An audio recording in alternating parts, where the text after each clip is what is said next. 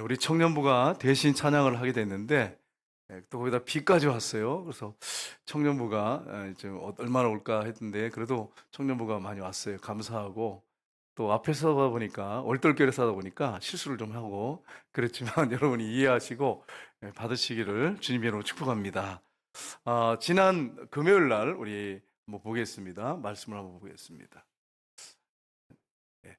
우리가 지난 금요일 날 우리가 죄를 짓지 않고 살기 위하여 무엇을 해야 합니까? 이렇게 말씀을 같이 나눴어요. 첫 번째는 눈에 보이는 대로가 아니라 믿음으로 살아야 한다라고 하는 것을 말씀드렸어요. 우리는 사실 눈에 보는 대로 들리는 대로 행동할 때 맞습니다. 그렇게 판단하고 생각할 때 맞습니다. 믿음의 사람들은 그렇게 사는 게 아니라 믿음으로 사는 거예요. 믿음으로 말씀 붙잡고 성령의 인도 따라서 믿음으로 사는 것입니다. 그러면 사람의 두 번째가 사람의 꾀가 아니라 하나님 말씀으로 살아야 합니다. 하나님 말씀은 지혜입니다. 그래서 우리가 하나님 말씀 붙잡고 늘 묵상하고 읽으면서 그 말씀대로 살아야 한다. 그래야 죄를 이길 수 있다. 이렇게 말씀을 드렸어요.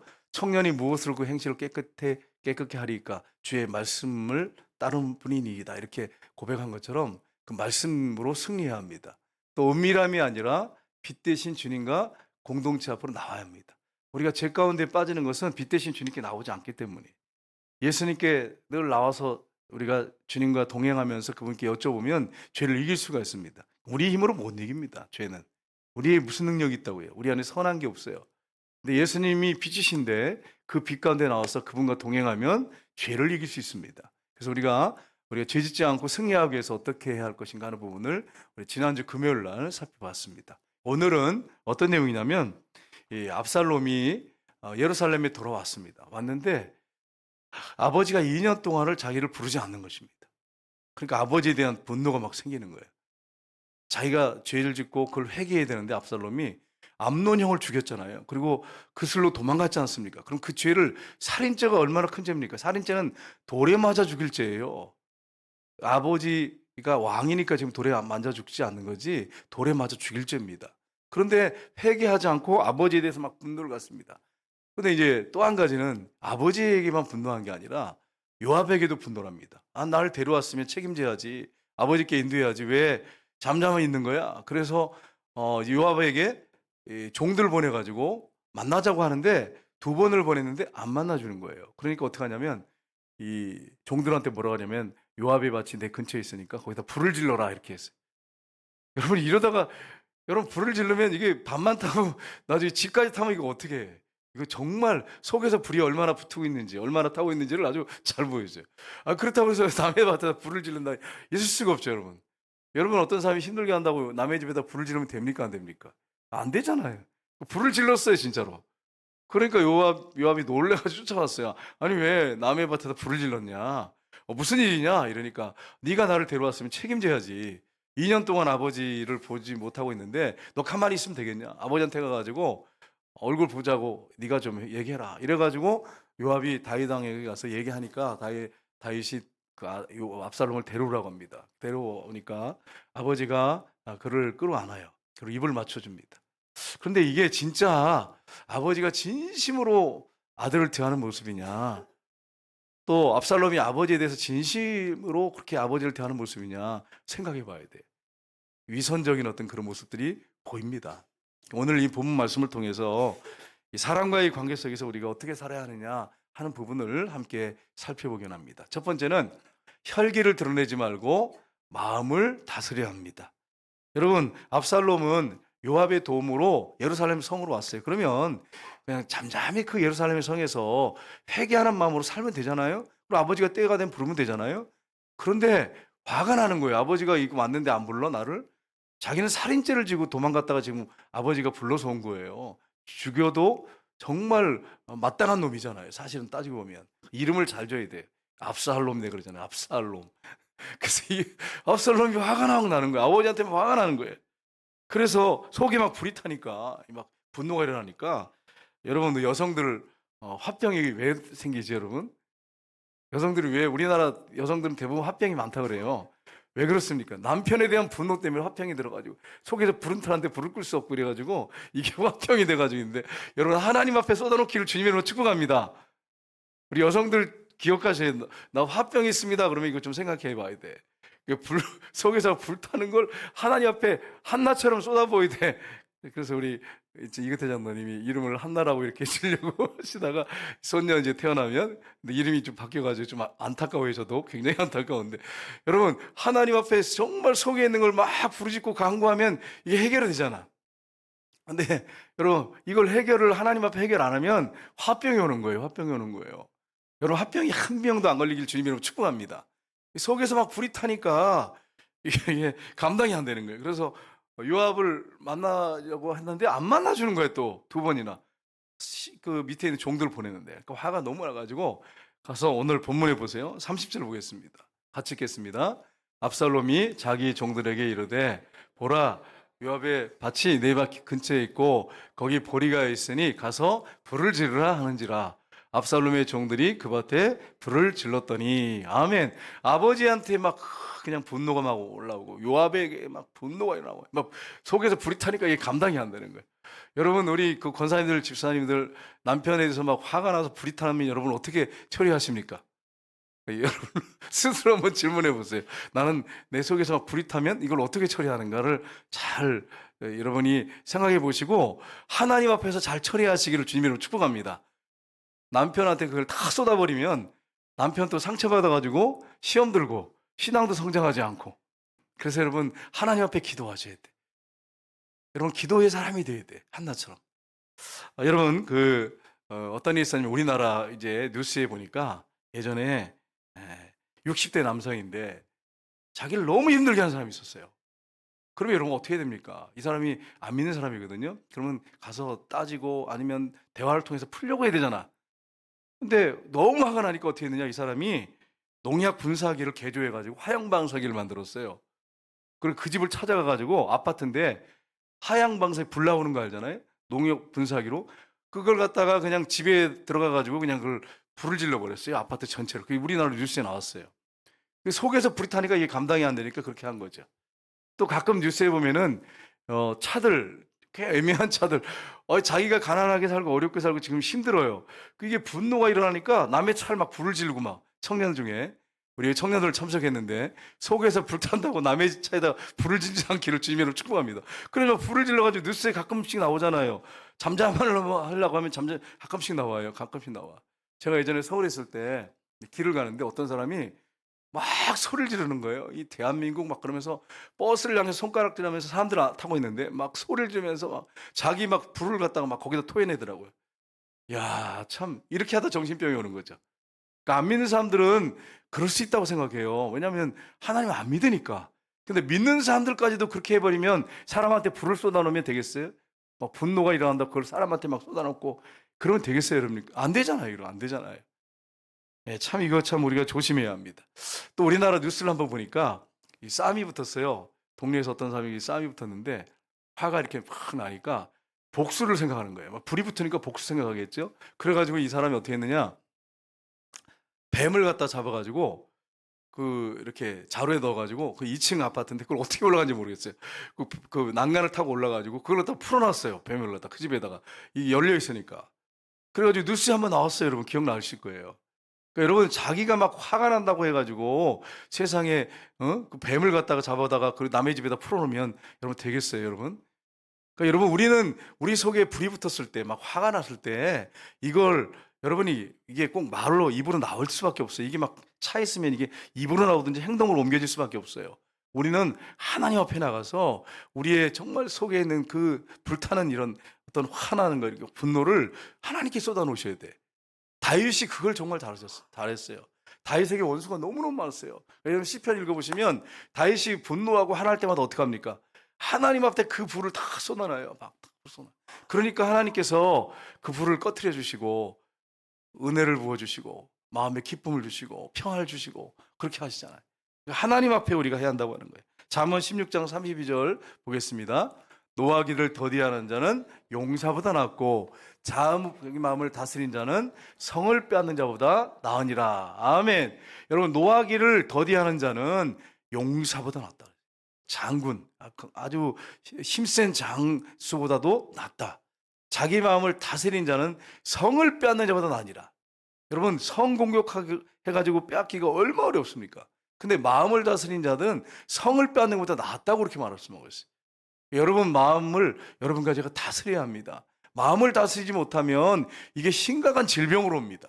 마음을 다스려야 돼. 그래서 성경은 이렇게 말씀하고 있어요. 잠언 4장 23절 같이 읽겠습니다. 무릇 지킬 만한 것 중에 더욱 내 마음을 지키라. 생명의 근원이 이에서 남이니라. 아멘. 우리가 지킬 것보다 뭘 지키라고요? 마음을 지키라고.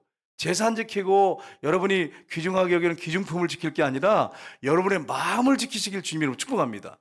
마음을 지키지 못하니까 이 마음에 있는 걸 갖다 사람한테 자꾸 얘기하는 거예요. 다른 사람들한테 불만, 미움, 분노 이런 걸 자꾸 얘기를 하잖아요. 그럼 마음을 자꾸 이렇게 다스리지 못해가지고 그렇게 하다 보면 많은 사람한테 화를 피고 나도 화를 당하고 이런 일이 벌어집니다. 내 마음을 지켜라. 생명의 근원이 어디서 나온다고요? 마음에서 나온다고. 근데 여러분 질문해야 합니다. 그러면 우리가 그럼 어떻게 마음을 다스립니까? 어떻게 마음을 지킵니까? 여러분 마음을 어떻게 지키고 계십니까? 여러분 마음을 이제 예수 믿는 저와 여러분은 어떻게 마음을 지키고 있습니까? 남편이나 아내나 자녀나 가족 식구들이 있잖아요. 그리고 친척들이 있고 이웃이 있는데 또 직장 동료들이 있는데 나를 힘들게 하는 사람들을 향해서 여러분 마음을 어떻게 지키고 있습니까? 여러분 자신한테 질문해 보세요. 나는 어떻게 마음을 지키고 있는가? 저 같은 경우는 이제 저를 예를 들어야 되죠. 그래야지 여러분이 마음이 편하실 거예요. 왜냐하면 여러분 예를 들면 또 여러분 마음 상할 수 있잖아요. 그죠? 저 같은 경우에는 막 마음이 힘들고 막 그러면 하나님 앞에 있는 그대로를 내놓고 주님 내가 이렇게 이런데 어떻게 하면 좋겠습니까? 그러면서 계속 근데 이게 사람 마음을 다스리기 정말 힘들어요. 어떤 심각한 문제는 한두 번 기도해가지고 해결이 안 돼. 주님 새벽마다 하나님 이거 어떡하죠? 이런 문제가 있는데 너무 힘드네요. 이거 어떡하죠? 계속 아뢰는 거예요. 근데 놀라운 것은 기도하다 보면 주님께서 마음을 주세요. 마음을 주시는데 용서하라는 마음을 주시고 또 그를 위해서 축복 기도하라고 하는 마음을 주세요. 제가 그렇게 해봤어요. 그대로 순종했어요. 계속 안 돼요. 잘 안 돼. 안 되는데 계속 하셔야 돼. 계속 축복하고 그를 위해서 기도해 주고 계속 하니까 하나님 마음을 싹 바꿔주시더라고요. 순종하니까. 그러니까 여러분 우리가 하나님 앞에 정말 기도하다 보면 하나님 여러분이 주시는 마음 있잖아요. 그걸 여러분 하나님 앞에서 그 말씀에 순종하십시오. 그러면 주님이 일하십니다. 그리고 여러분 중요한 게 있어요. 여러분 마음의 주인은 누구십니까? 여러분입니까? 주님이십니까? 주님이세요. 여러분 여러분 마음의 주인은 여러분이 아니에요. 누구시냐면 예수님이십니다. 날 위해 죽으시고 부활하신 예수님이 여러분 마음의 주인이십니다. 근데 여러분 내가 너무 자아가 강하기 때문에 이게 얼마나 강한지 몰라. 제가 이 아내 마음의 전쟁터라고 늘 말씀드리잖아요. 정말 자아가 강합니다. 이게 얼마나 강한지 몰라요. 죽어야 끝나. 얼마나 강한지 그냥. 죄성이 계속 올라오고 너무너무 힘들어. 그러니까 여러분 그럴 때마다 어떻게 해야 됩니까? 선포하셔야 돼요. 예수님이 십자가에서 죽을 때 나도 죽었습니다. 이걸 날마다 선포하셔야 돼. 선포하고 또 언제까지 이거 선포해야 된대요, 목사님? 죽을 때까지 선포하세요. 목사님 왜 죽을 때까지 선포해야 되는데요? 사도 바울이 그렇게 했어요. 사도 바울이 나는 날마다 죽노라 이렇게 선포했어요. 사도 바울은 이미 성경에 뭐라고 했냐면 내가 그리스도와 함께 십자가에 못 박혔다고 난 죽었다고 고백했어요. 근데 성경에 고린도전서에 보세요. 나는 날마다 죽노라. 날마다 자기를 부인하고 자기에게 주어진 십자가를 지고 나를 따를 것인지라 주님 말씀하셨잖아요. 자기 부인하는 게 그거예요. 죽는 거예요. 자기 부인하는 게. 날마다 죽는 거예요. 날마다 죽고 자기를 부인하는 거예요. 그리고 뭘 지라고요? 자신에게 주어진 주님이 주어진 십자가를 지고 주님을 따르셔야 합니다. 그렇게 순종해야 할 때 이길 수 있어요. 순종 안 하면 못 이겨요, 여러분. 제가 해보니까 못 이기더라고요. 순종하셔야 돼. 여러분 오해하시면 안 돼요. 우리 남편이 나는 십자가예요. 이렇게 하지 마세요. 여러분 그러지 마세요. 제발. 우리 아내가 나에겐 십자가예요. 제발 그러지 마세요. 여러분 당연한 거예요. 당연한 거. 하나님 부부로 맺어줘가지고 나를 깎는 아내가 그 역할을 합니다. 남편이 그 역할을 지금 하고 있는 거예요. 하나님이 그러라고 붙여준 거예요. 옆에서 도우라고 이렇게 하나님 붙여준 것도 있지만 나를 깎으라고도 붙여주셨어요. 그걸 항상 염두에 두셔야 돼요. 내가 워낙 뭐가 많이 나오고 문제가 많으니까 나를 깎으려고 하나님 붙여주신 거예요. 그것도 있어요. 그러니까 여러분 남편과 아내가 나 때문에 고생을 많이 하고 있는 거예요. 나를 깎으려고 고생을 많이 하고 있어요. 여러분 그걸 인정하셔야 돼. 두 번째는 억울함을 항변하지 말고 죄를 회개합니다. 여러분 불을 지른 다음에 요압이 쫓아왔습니다. 정신없이 쫓아왔어요. 와가지고 왜 남의 밭에 이렇게 불을 질렀느냐 이렇게 따지듯이 말했죠. 압살롬이 사과해야 되잖아요. 미안하다고 밭에 불을 질러서 사과하지는 않습니다. 오히려 분노해가지고 막 원망 불평을 막 쏟아놓습니다. 오늘 32절 보겠습니다. 같이 읽겠습니다. 압살롬이 요압에게 대답하되 내가 일찍 사람을 내게 보내 너를 이리로 오라고 청한 것은 내가 너를 왕께 보내 아뢰기를 어찌하여 내가 그슬에서 돌아오게 되었나이까. 이때까지 거기에 있는 것이 내게 나았으리다 하려 함이로다.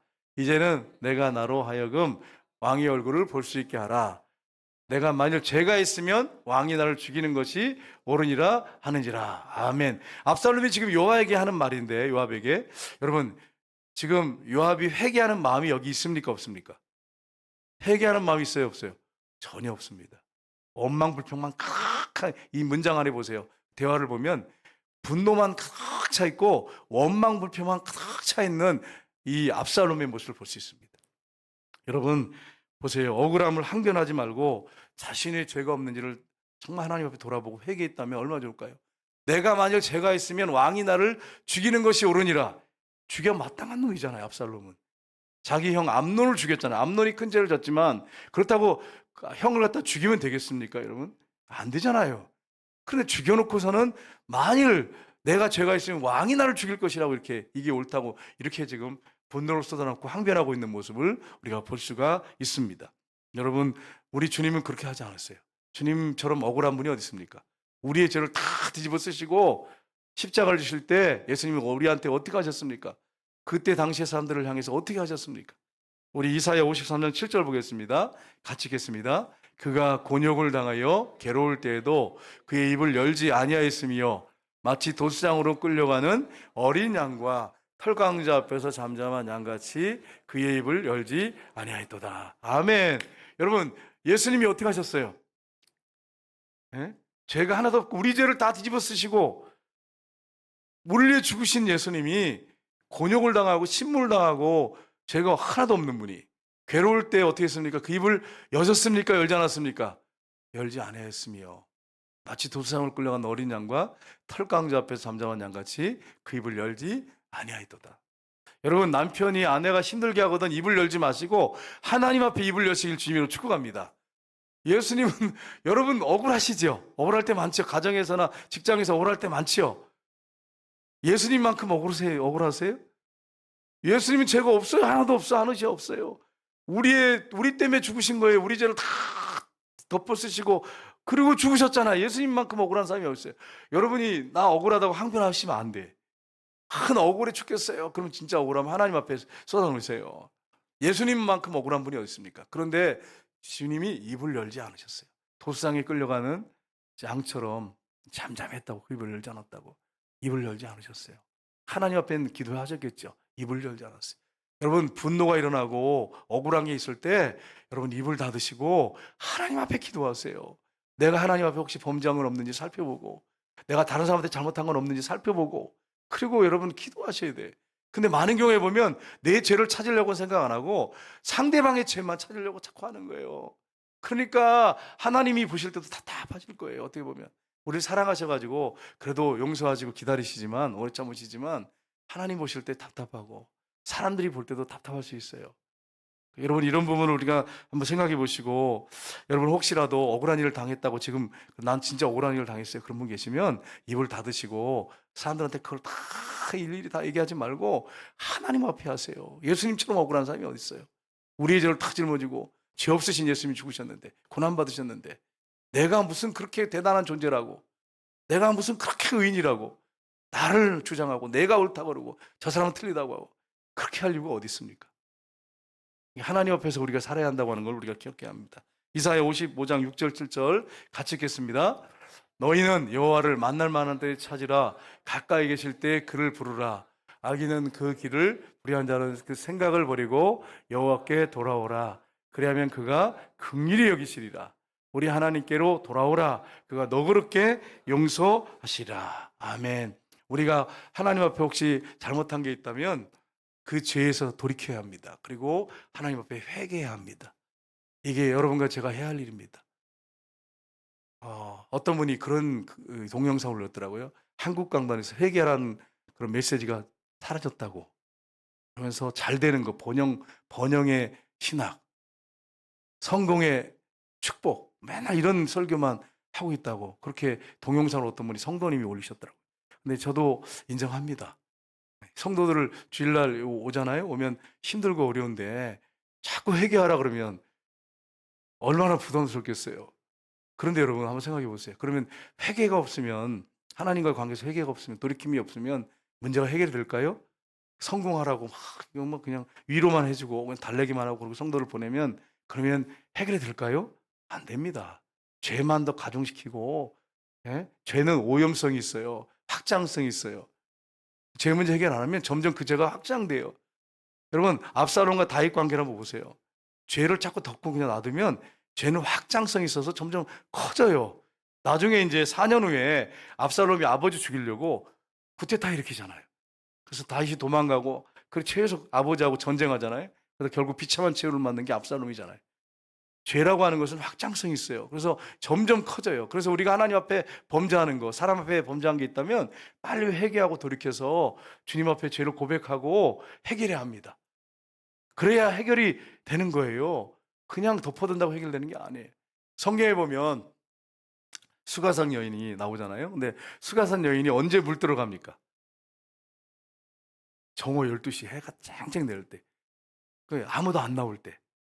왜냐하면 동네 사람들이 손가락질하고 욕하니까 12시에 그냥 물 들어 이렇게 우물가에 온 거예요. 근데 우물가에 누가 앉아 계셨습니까? 예수님께서 앉아 계셨어요.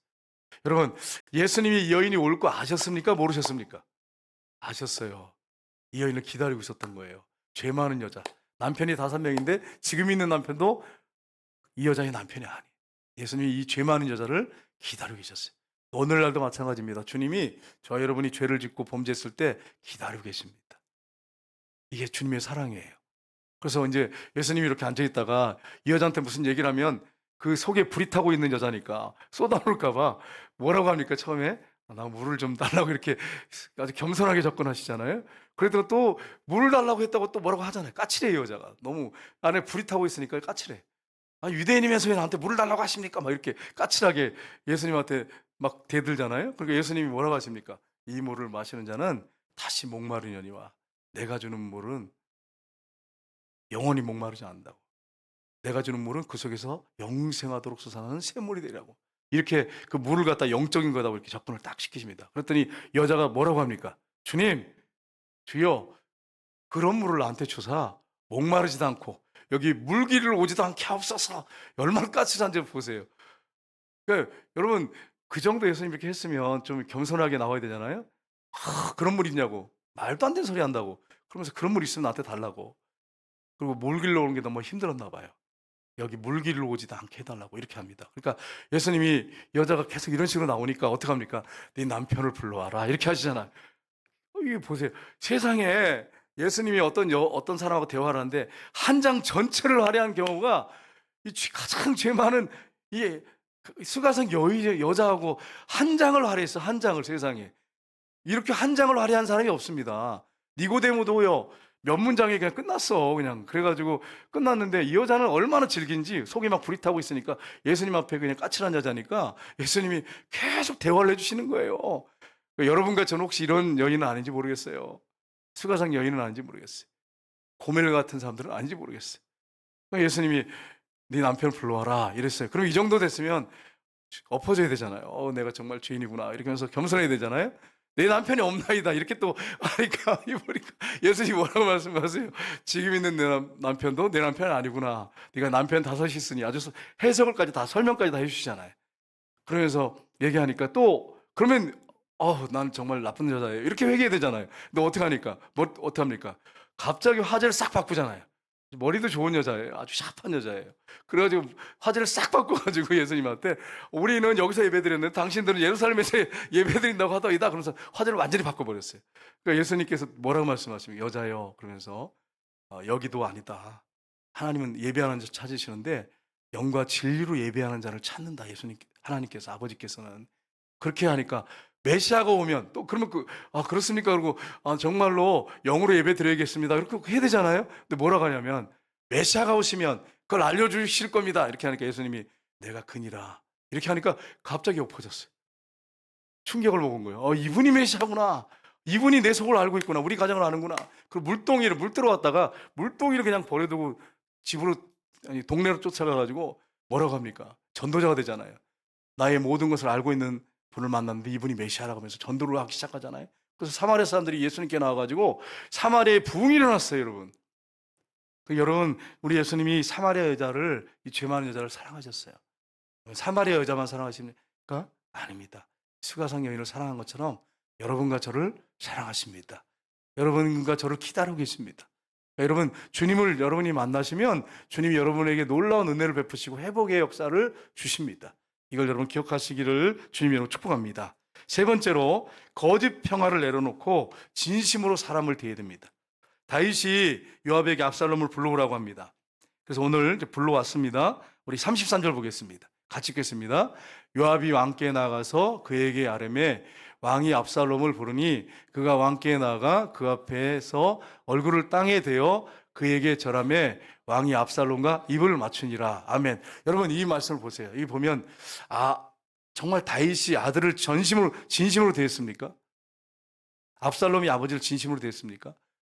그래 억지로 온 거죠. 오고 억지로 온 게 아니라 억지로 부른 거죠. 그 왔어요. 왔으면 여러분 다윗이 정말 아들을 사랑했다면 이렇게 가까이 와라. 우리 같이 얘기 좀 하자. 아니면 식사 자리에 초대해가지고 얘기 좀 하자.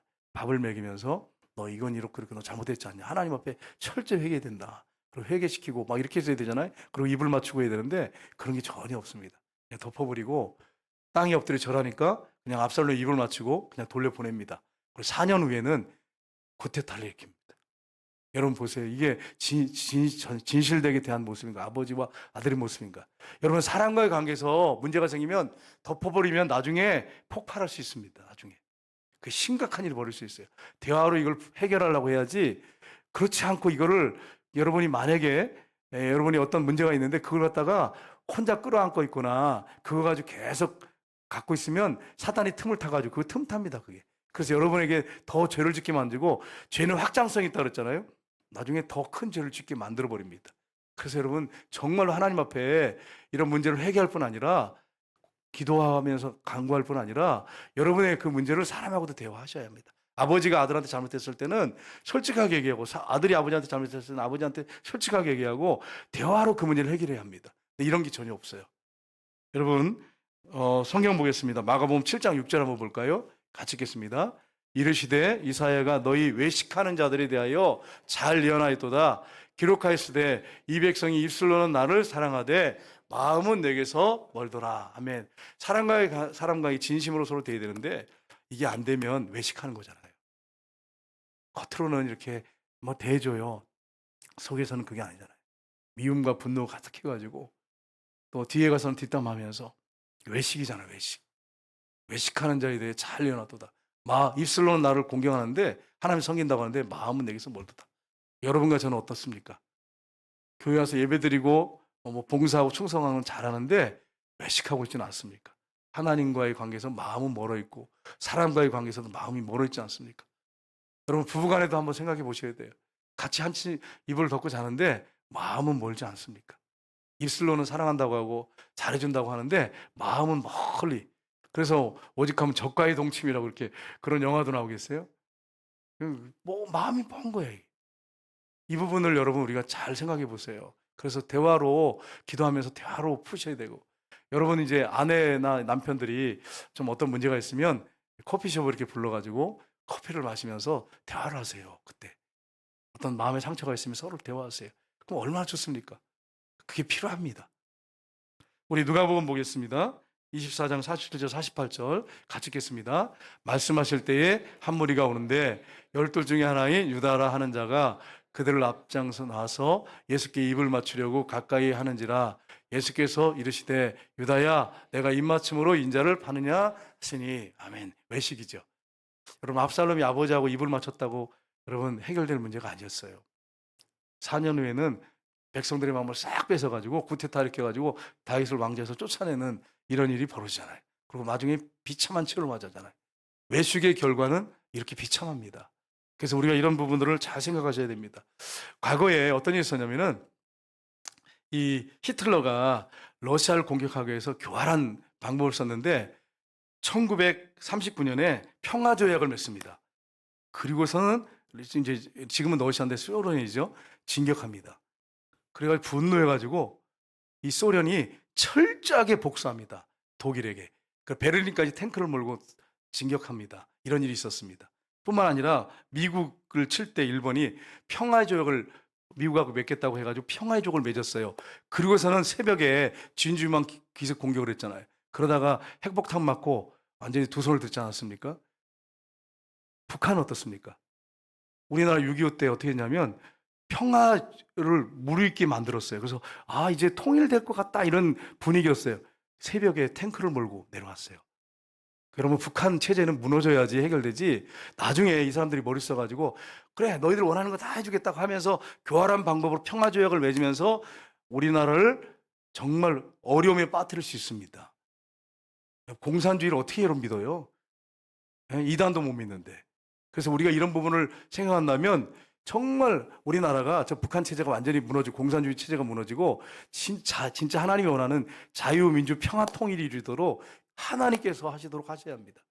아마 북한이 최후의 마지막에는 이런 교활한 방법을 쓸 수 있습니다. 교활한 방법을 써서 평화를 무르익게 한 다음에 우리나라를 정말 곤란에 빠뜨릴 수 있습니다. 힘들게 할 수 있어요.